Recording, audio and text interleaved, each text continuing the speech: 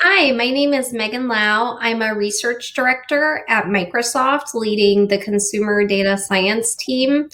I'm so honored to receive this award from the AMA. It feels truly special because it feels like a culmination of the past 10 years of work throughout many different industries, whether it's been the video game industry, the technology industry.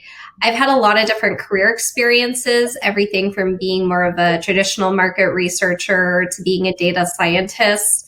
I know I wouldn't have gotten here today without all the support from the amazing colleagues and friends I've met along the way.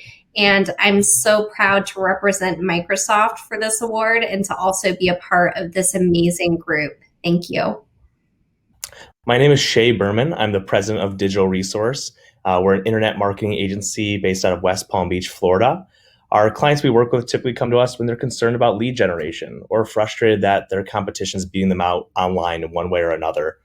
I'm so honored to be one of the four under 40 as named by the American Marketing Association. Growing up through high school and college and just getting into the marketing world, I always looked up to the AMA, and it's so cool to be recognized by them. I've only been in marketing for about 7, 8 years now, but in those short amount of years, we've done a lot in our company to be able to grow and innovate and try new things in the marketing world. And I owe it all to my team, our amazing partners, and of course, our clients that have given us the opportunities to try out new things and really push the envelope with what's possible online. I think we all have an amazing opportunity here to continue to push the marketing envelope, especially given the circumstances and how things have changed over the last year. I know that my colleagues here I'm with and honored with are also amazing marketers, so I'm humbled to be a part of this amazing group. Hi, my name is Tafair Hamed. I am the Vice President of Marketing and Strategic Partnerships for AGB, Innovative Security Solutions. AGB stands for Always Giving Back, where we focus on economic equity through the vehicle of security. I am overly honored to be a part of the AMA family of this 4 under 40 group. The industry, being recognized by your industry, is an amazing experience. I've been a part of the AMA since college, and I've been in marketing for over 15 years. So, like Megan said, this is a culmination of experiences, and I am just honored to be here. Thank you.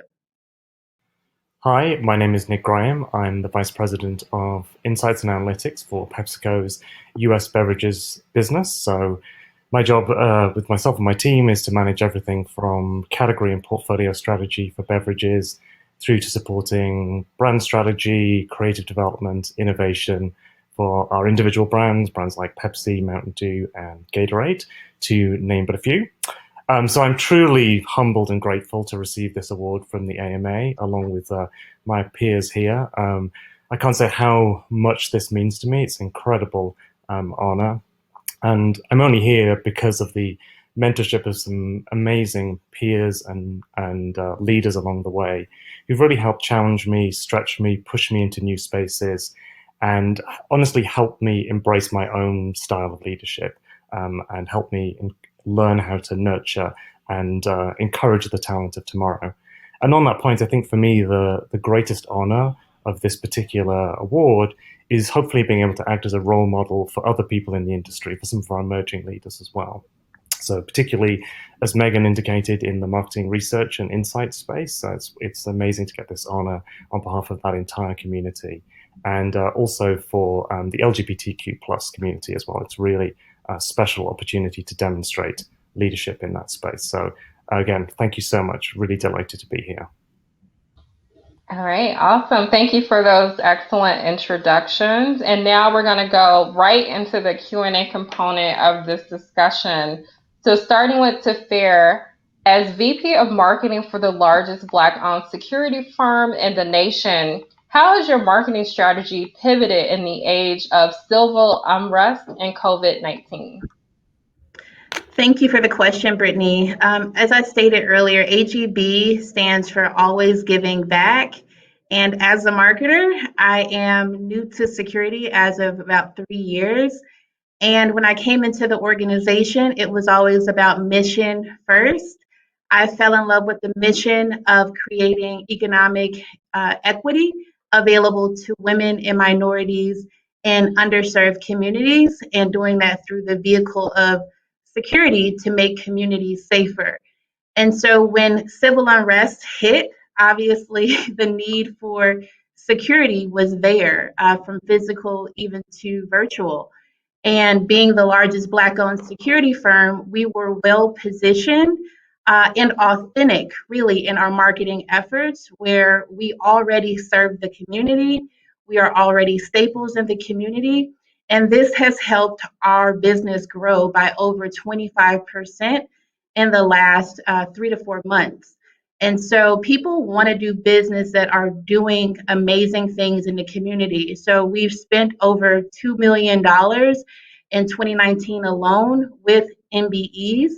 And women make up 55% of our executive leadership team, when the security industry as a whole really represents only 11% of women. And so, really, just getting that message out of what we currently do, what our DNA already is, was quite simple.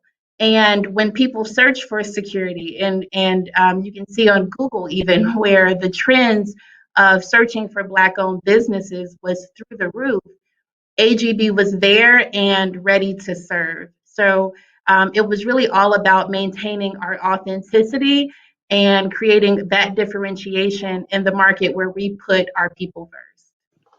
All right, excellent. And this next question I'm going to pose to Megan. As the Director of Consumer Data Science for Microsoft's Customer and Marketing Research Organization, you use data to uncover insights and to give a voice to Microsoft's customers. Can you elaborate on how you use data to transform Microsoft's marketing strategies? Absolutely. It's a great question, Brittany. So when I first joined Microsoft, we were uncovering a lot of great data insights, but because we're such a large company, we're typically only focused on one product or service at a time. So when I first started, for example, I was looking a lot at, say, a product like Office or now Microsoft 365, focusing on those customers and what they're doing within that product. I really helped to lead the creation of a new database to start to look at customer behaviors and trends across all products so we can get to a true customer-centric viewpoint at Microsoft. Instead of looking at a use of a single product, for example, now looking at what customers are doing in the consumer space across Xbox, Bing, Edge, many of these Microsoft products to create a more customer-centric experience and understand the behaviors. A secondary piece that's so crucial to this is layering in the actual sentiment and perceptions data. So we can use telemetry data to really understand what our customers are doing, but we also have to understand what they're thinking about, how they perceive the products, whether they're easy or hard to use. And so once we were able to start connect customer sentiment and really understand where problems might be occurring or where customers are truly being delighted, along with the usage and even spend data, this has really helped Microsoft just unlock a whole new realm of insights to influence both product and marketing strategy. And I think the magic of it is that it helps us delight the customer and make sure we are being customer focused first, because we want to help everyone in the world truly achieve more. All right, that's awesome. And let's throw this next one over to Nick. So, Nick, your team is responsible for fueling a consumer-led growth agenda for the PepsiCo beverages portfolio and activating ideas that are data-driven and rooted in deep consumer empathy. PepsiCo is a household brand. How has your team adapted to change and led with empathy during the pandemic? How can leveraging empathy help shape an organization's future success? Well, thanks, Brittany. That's a great question. I think a good follow-on from what Megan was just talking about. Let me start by saying I think, if there's anything that the last few months have shown us, it's the need for empathy, right? Whether we're talking about coronavirus, Black Lives Matter, and the general fight for social justice. the terrible wildfires, obviously, we've seen on the West Coast and around the world, and record unemployment. The reality is we need empathy more than ever before, both as marketers and as a society. And I'm sure we've all heard this phrase by now, but it's never been a truer statement that while we're all in the same storm, we are not in the same boat. And so I can't pretend to fully understand the experience of, say, someone who's lost their parent to COVID, or a Latino essential worker who has no choice, right, but to go to work every day, who can't work from home, or an African American teenager who's scared just to go out for a run in the morning.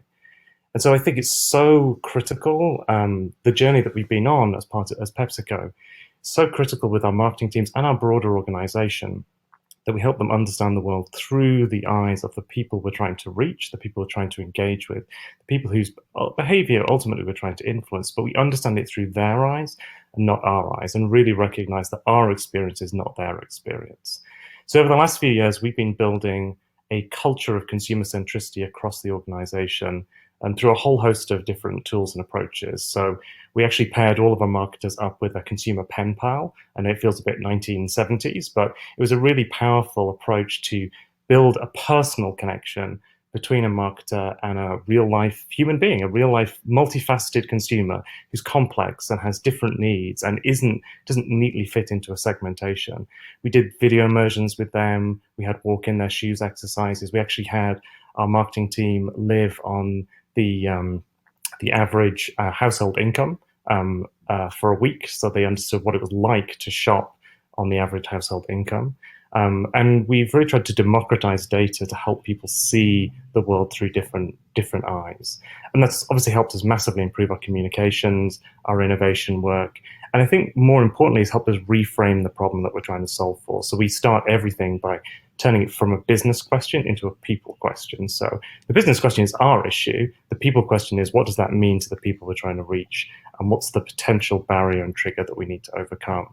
And obviously, since COVID hit and everything else that's happened over the last 6 months, we've doubled down on that more than ever before, between tracking, ethnographies, video diaries, social listening.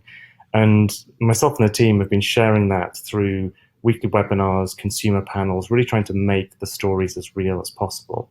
And I think the three biggest pivots, I would say, that we've made in the last few months to that consumer centricity and empathy program. So one is a real local focus, so really understanding that the experience of consumers is not the same everywhere, so understanding what it looks like and how it's different in Chicago from New York City, from rural Connecticut, to really understand how it's different in different parts of the US. And then, of course, a real deep dive on specific communities. We've obviously spent a lot of time with the African American community, with the Latino community, especially since the way that COVID and the fight for social justice has really impacted those communities, and spent real time through webinars, consumer panels, understanding and bringing that experience to life for our marketers and our organization. So and the shock that they see when they see a different experience, and one that they of course couldn't possibly empathize with without that, because they just don't have that same experience. But for me, the most exciting part of the last few months has been we've taken the consumer centricity and empathy program and we've actually turned it in on ourselves to try and understand each other. So whether we've got a panel on the African American experience at work, and what it's like to come into a business, what it's like to grow up within a business as an African American, how that's potentially different from how some of our other co-workers are experiencing it. And we've also been looking at what it's like to be a parent, right? Obviously during this time with kids at home. So trying to shine that light on the internal teams and build that empathy internally. What I'm so passionate about is not only do I think this makes us better marketers, but fundamentally it makes us a better team and better people and better employees. So it's been a great journey that we've been on for some time, and it's just really doubled down in the last few months. It's been such a powerful unlock for us all in multiple respects.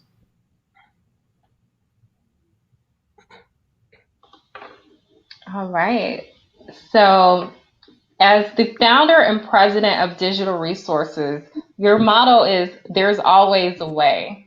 Shay, how have you embodied your motto in your company's 4 core principles: transparent, efficient, dedicated, and empowered, to help your clients succeed and to acclimate to the changes of COVID-19?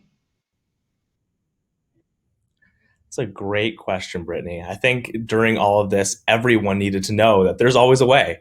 And it's a motto I came up with a long time ago that basically means, we always need to be thinking outside the box and a way to get to one of our goals.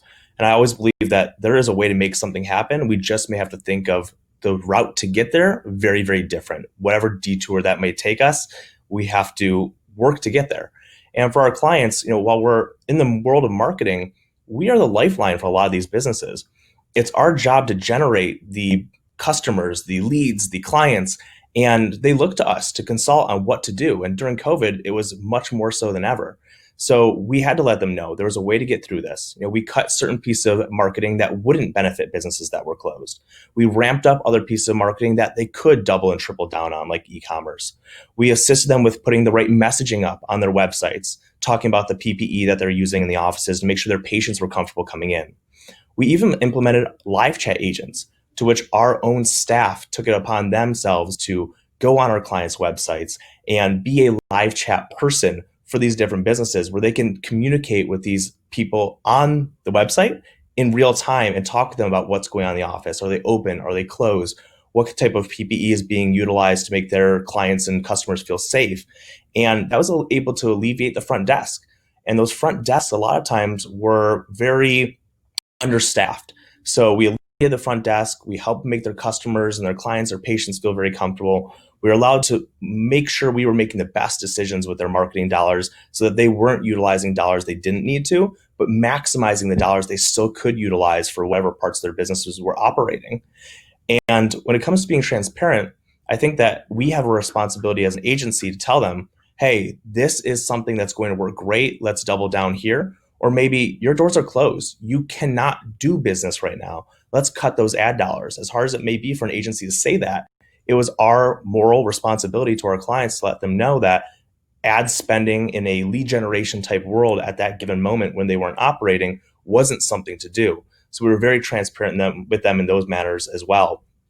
And efficient, I know you brought up. I know we use live chat to be able to alleviate that front desk and be very efficient with people online. But we also made sure that we utilize this time to get with our clients and create content that they weren't creating before. We're able to create great social media content, great videos, great pictures, whether they self-shot them or we did have some instances where we did a couple of video shoots so they had some great content afterwards. And as our clients slowly started to reopen, we were able to utilize that content. We have a stretch concept. That's a big client of ours that we then had people being stretched out using masks and having great PPE in place. And if we didn't take the time to develop that content while COVID was happening, we wouldn't have had that to turn right back on, make people feel safe, and get right back to the return on investment they were looking for. So I think we really empowered our values from how we work with our clients, but we also empowered our team to utilize all our different values as well. Our team members are told to be transparent with each other. And when we're going through tough times, like what may be going on with individuals' jobs or what's going on in the marketing world, and how are we going to have to pivot, we were very transparent with our team. And I think that the transparency we had with our teams translated to our clients, allowed us to be successful, not just for ourselves, but for our clients too. And we all came out on top, at least here at Digital Resource. All right, awesome. So, great insights from everyone. Thank you for sharing your distinctive point of views. Now I'd like to pivot to some broader questions for the group. Where do you see the future of the industry heading? And as emerging leaders in marketing, how do you plan to shape the landscape to come? And I'll just call you guys out individually. So Nick, let's go ahead and start with you first. So it's interesting listening to my fellow award winners speak. There's a sort of theme that emerges, I think, and it's one that's I'm very passionate about, which is I think the future of marketing is this blend of data science and human empathy. And Shay talked about as well. Obviously, there's the power of data, but there's the power also comes from helping our teams understand what it's actually like to be the person on the other end of that. And so I have no doubt, and I'm sure Megan will be delighted to hear this, that data will continue to transform our approach to marketing, right? The data science, machine learning, augmented intelligence is going to be critically important to deliver the precision, the personalization, the predictive marketing, and the sort of real-time optimization, which I truly think will transform our industry. But I think you have to pair that with this deeper human understanding, this empathy, storytelling, understanding of how human behavior is influenced, what drives human behavior. I always think, we can know, the data can help us understand how to reach a specific target, when, who exactly we're going after. It can give us the context for really understanding how to message to them.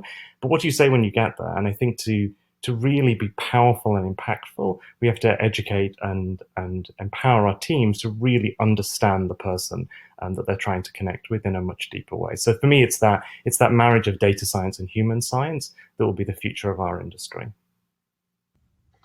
All right, so now I'm going to throw the same question over to Megan. It's a great question, and a lot of the points you brought up, Nick, really resonate. I have a very similar sentiment. I think the future will really be built upon data, but always with the customer or the human at the center of that. There's not much, you can do for marketing just looking at, ones and zeros, telemetry alone. We really need to understand what's behind that and how are people adapting.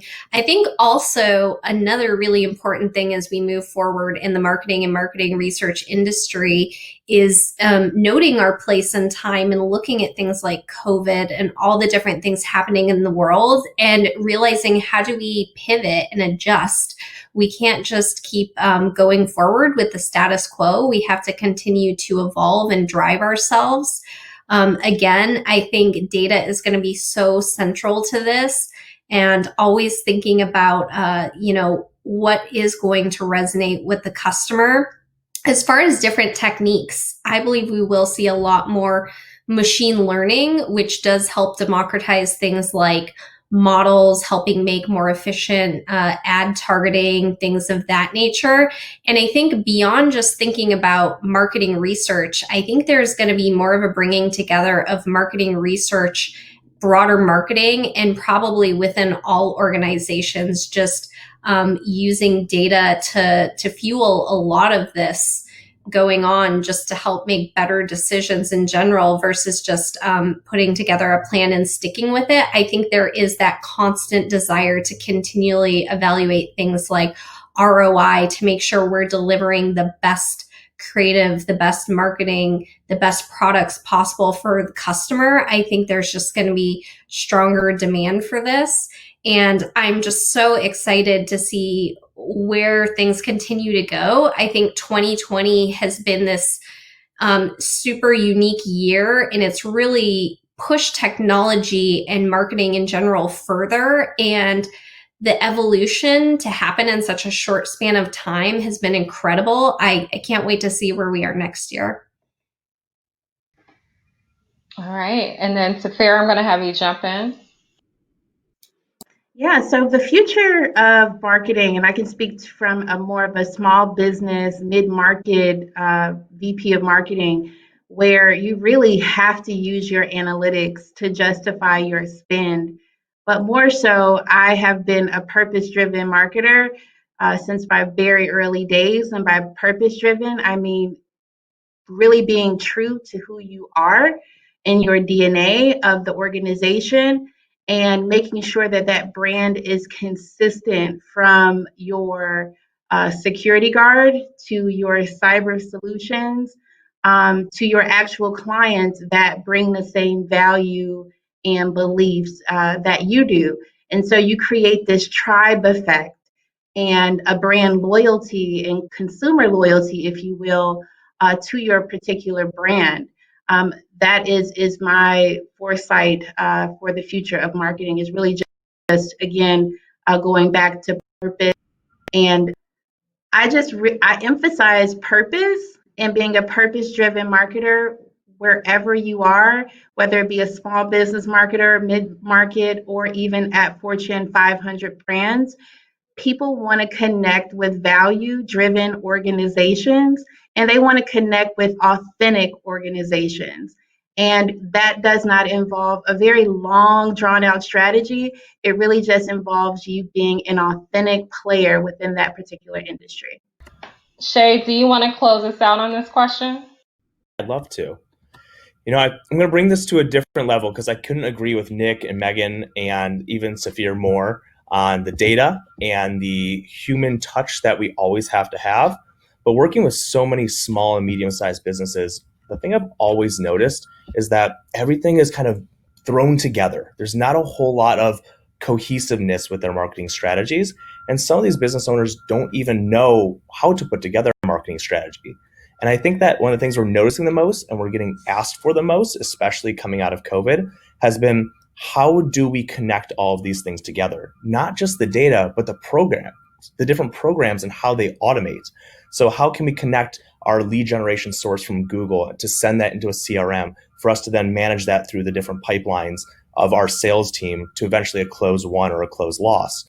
And I think that automation between all of our different tools and all of our different marketing sources is becoming a big focus for small and medium-sized businesses.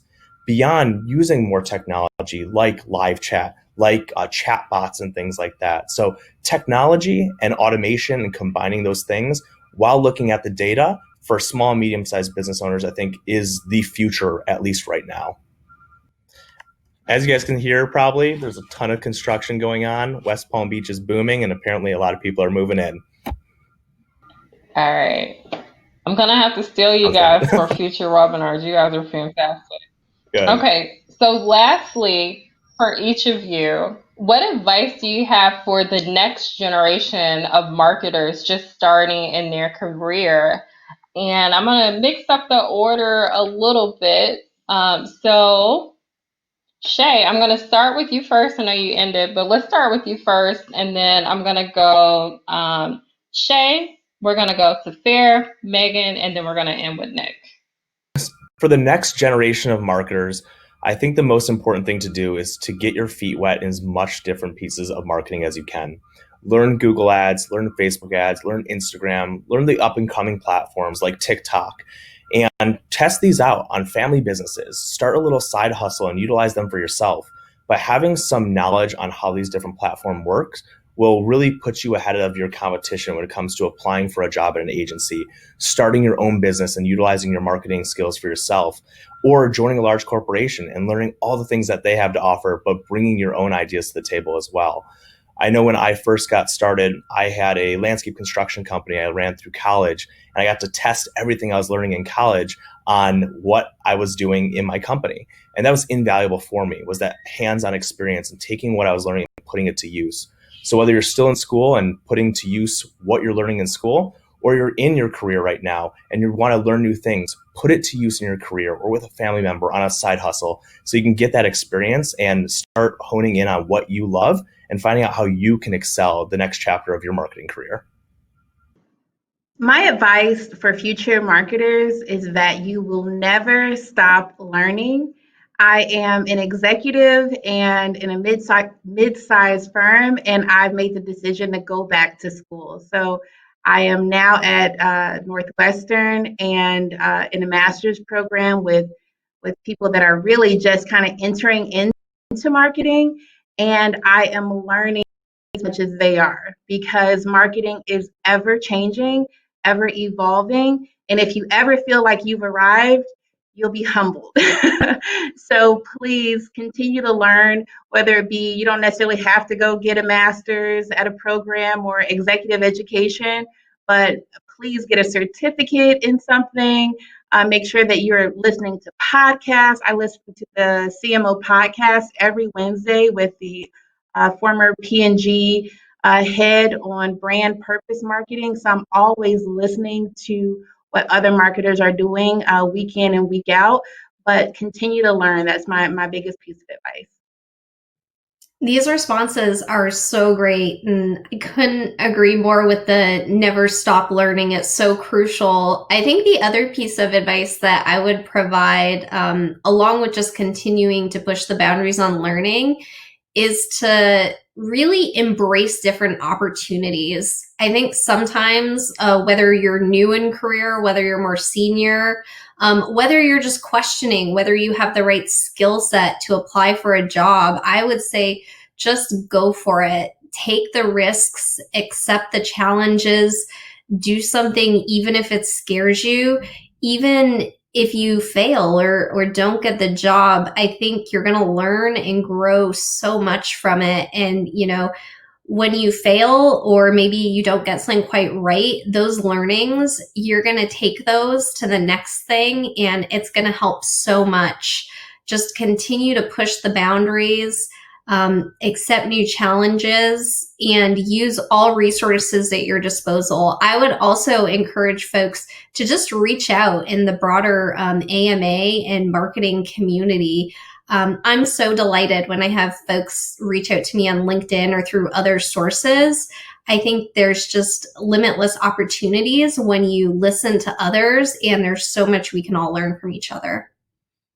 It's always tough to go last particularly after 3 other 4 under 40 AMA award winners, right? There's how much more value can I add? So I think there's definitely a theme that I'm detecting, which I also share, right? Which is I think for the next generation of marketers, there's definitely a theme about don't get too comfortable, stay humble, stay hungry, keep learning, and push yourself into new spaces. I loved, Shay, what you were saying about in terms of have a little side hustle. I know some of my co-workers who actually run their own small business in their part-time have actually learned sometimes more about marketing through doing that than through sort of like their classic day job. So I do think that's an incredibly powerful way to learn. But as Megan was saying, look to mentors, people more senior to you in your organization, in other organization. Reach out to people on LinkedIn who inspire you, who have a very different experience from yours. Talk to people and your peers, around you, who maybe just, again, have a different experience. They know certain platforms, they know certain parts of marketing better than you. So it's just continue to keep your mind open to these different opportunities and constantly search for those new connections and those new opportunities. And I think that fundamentally, that's what the future of marketing will be. And so I think as long as you stay humble, stay hungry, don't get too comfortable, and comfortable learning how to pivot, then you'll be in an incredible place for the future of this industry. Any last food for thought to bring to the table? And let's start, Nick. I'm going to go ahead and let you go first because you've gone last on 2 questions. So any additional thoughts you want to leave with our audience today? I think overall, this experience of just being on this panel with these 3 incredible people, this alone is such an incredible experience. And as Megan said, this is what organizations like the AMA exist for, right? So to really give us an opportunity to learn. And so as I was saying before, I think my biggest takeaway from all of this is learn from one another. And learn from what's happening around you and push yourself and stretch yourself. And I did also want to pick up on something that Tafir said that I thought was so powerful, which sometimes gets lost in all of this, which is don't lose sight of your purpose. Like, why do you exist? Why do you get up in the morning? What motivates you? What energizes you? Because there's going to be days when you don't know why you're doing this, but so keep a strong sense of what motivates you and what makes you passionate. And that to me is so important. And so, yeah, that was just the only other thing that I wanted to add. I think the last thing I want to add is to set your sights high. I think all of us want to be successful in marketing, and I know this isn't the last stop for all of us on this panel as well. And so for everyone else out there, set your sights high. Want to reach the highest level of your marketing potential possible, and only through, like everyone on this panel has said, staying hungry, staying humble, always learning, looking out to these mentors, are we going to be able to get there?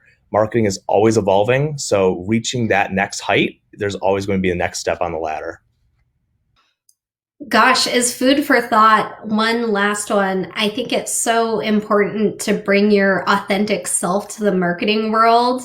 I've certainly found through my career, especially when you have powerful mentors, sometimes maybe you want to emulate them and you can learn a lot, but I think you can really be a true leader when you stay true to yourself and also listen to others. So I would say don't lose sight of that.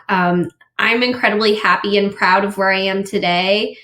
because I stuck to myself and I knew I could do it. And I just kind of kept trying, even sometimes when I had feedback that I felt wasn't quite right. So I would encourage folks to listen to that internal piece of yourself and know when feedback is really solid feedback and you want to accept that, or whether someone might be trying to put you in a little box that maybe doesn't feel quite right.